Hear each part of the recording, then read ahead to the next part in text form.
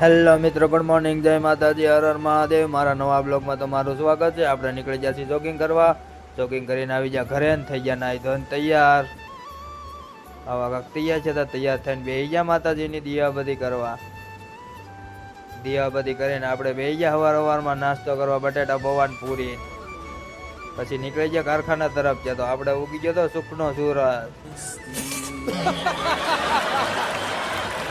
નીકળી ગયા કારખાના તરફ અને આવી ગયા થોડી વારમાં કારખાને.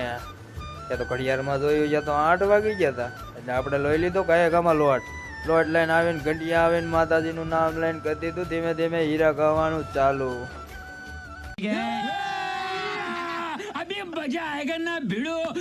હાડા દોડિયા પાંજરા વાળા હાકલેથી ભાગ છૂટા ભાંગ બોલી ગામડામાં થયા હાક ભાગ જાતો સટા સિંહ સમુજાળા ભસુટા ફેલાગ જાને છોટા આસમાન કેતા ફૂટા જમે કા सब क्या देखना पड़ रहा है। अच्छा है मैं अंधा हूँ।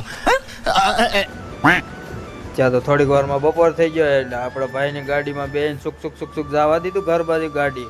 અને ઘેરે આવીને જોયું છે તો આવું કાંઈક જમવાનું હતું. ગુલાબ છટો બનાવ્યો હતો ઘેરે.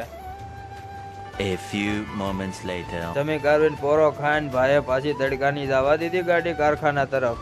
આપણને તડકો લાગતો એટલે આપણે પહેરી લીધી ટોપી અને થોડીક વારમાં આવી ગયા આપણે કારખાને.